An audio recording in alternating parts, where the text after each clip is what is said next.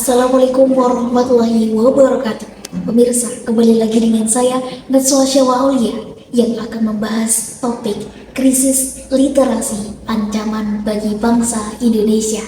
Literasi bukan hanya sekedar membaca dan menulis, akan tapi berpikir kritis, membangun bangsa dan juga membentuk bangsa Indonesia. Sayangnya, di Indonesia saat ini krisis literasi masih rendah sekali di mata dunia. Untuk itu, marilah kita saksikan bersama berita saat ini selengkapnya. Kita hidup di tengah krisis. Krisis yang diam-diam merusak fondasi bangsa. Ini adalah krisis literasi di Indonesia.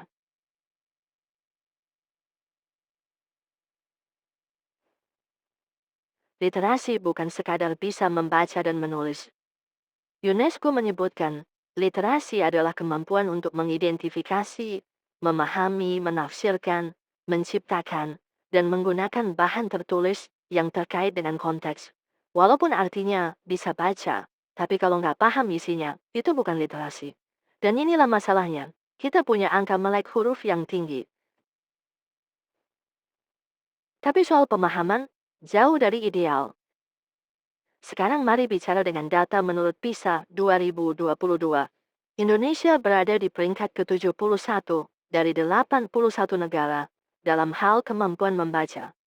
Nilai rata-rata literasi membaca siswa Indonesia hanya 371. Jauh di bawah rata-rata OECD, yaitu 487. Sementara menurut UNESCO, minat baca orang Indonesia hanya 0,001%. Artinya dari 1.000 orang, hanya satu yang benar-benar tertarik membaca. Kita punya lebih dari 270 juta penduduk, tapi produksi buku per tahun tak sampai 30.000 judul, dibandingkan dengan negara Jepang yang memproduksi ratusan ribu buku per tahun. Pertanyaannya, kenapa bisa separah ini?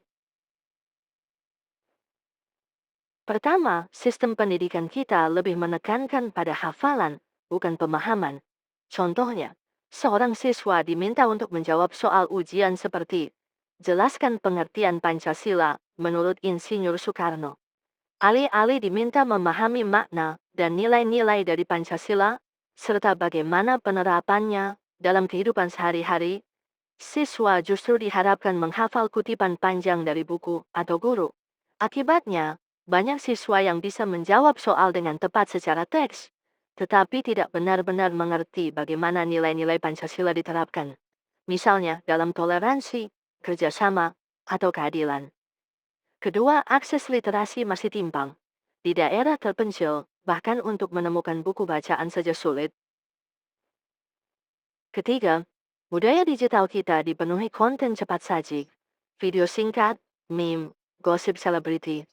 Ironisnya, anak muda lebih sering scroll TikTok berjam-jam, tapi ogah baca buku 10 halaman. Dan yang lebih menyedihkan, hoax dan informasi sesat lebih cepat dipercaya karena publik tidak terbiasa memverifikasi. Bukan karena bodoh, tapi karena tidak terbiasa berpikir kritis. Krisis literasi bukan sekadar masalah individu. Ini masalah kolektif.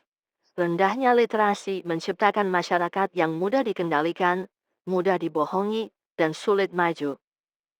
Demokrasi tanpa literasi jadi ladang empuk bagi populisme dan politisasi.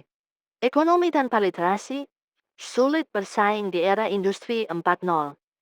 Kita sedang mempertaruhkan masa depan bangsa. Solusi? Ada, tapi tidak instan. Satu, sekolah harus mengubah cara mengajar. Dari hafalan jadi eksplorasi. Dua, pemerintah perlu investasi serius di perpustakaan, akses internet, dan pelatihan guru. Tiga, media harus menyediakan lebih banyak konten edukatif, bukan sekadar hiburan. Dan kita semua, harus mulai dari hal sederhana. Baca 10 menit setiap hari. Bukan buat pamer, tapi untuk berkembang. Buku adalah investasi, literasi adalah kekuatan. Jika kita terus abai terhadap krisis literasi ini, jangan kaget kalau suatu saat bangsa ini jadi besar jumlahnya, tapi kecil pikirannya. kita tidak kekurangan orang pintar, tapi kita sedang kekurangan orang yang mau berpikir. Literasi bukan pilihan, itu kebutuhan.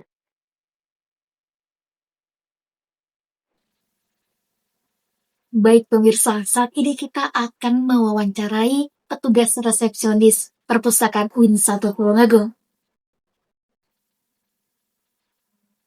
Halo Kak, iya, bisa dikenalin namanya siapa? Oke, nama saya Saskia Yustani. Terus, Terima kasih banyak mau untuk diwawancara. Jadi pertanyaannya,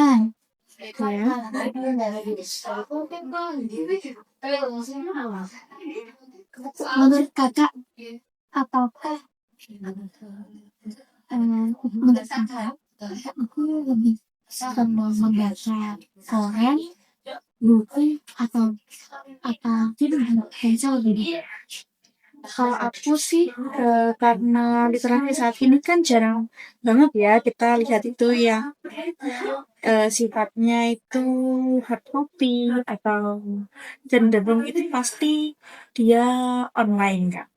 Tapi di media online itu kan banyak banget kayak jurnal ataupun berita itu. Kalau aku sendiri sih cenderung suka baca yang digital.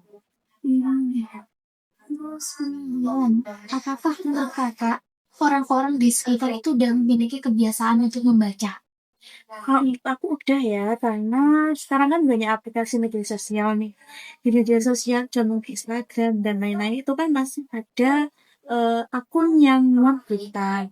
Situ banyak sih orang-orang yang udah memiliki minat baca kayak di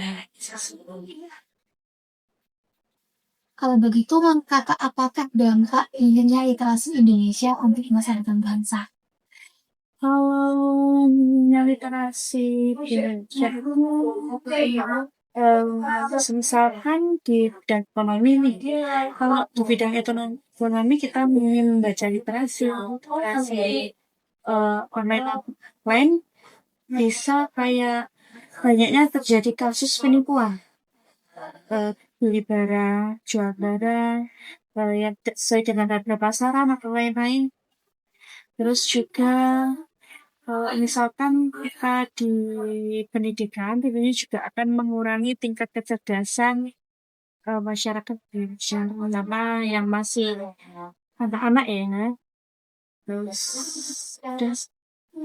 Oke.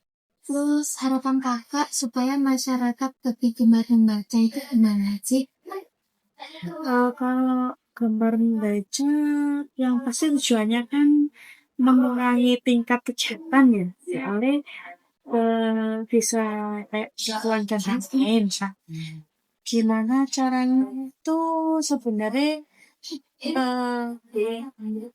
gimana penyampaiannya, cara menyampaikan sebuah berita itu biar kalian tuh mau dengar, mau lihat, dan tepat.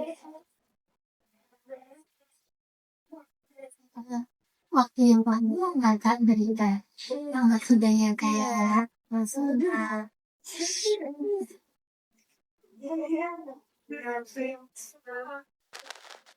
Baik pemirsa, saat ini Jumlah akan mewawancarai pewawancara intinya yaitu mahasiswa.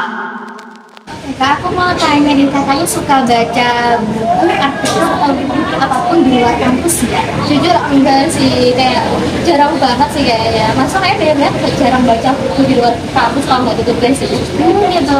Terus menurut kakak kenapa banyak mahasiswa itu harus membaca? Mungkin karena satu, itu bosan, kan boring banget ya kita harus selesai satu buku ya. Kalau muda kan kita tinggal scroll HP itu kan gitu terus dikit-dikit kayak bosan banget sih kalau baca. Oke. Terus kalau mahasiswa jarang baca dampaknya menurut kakak itu apa?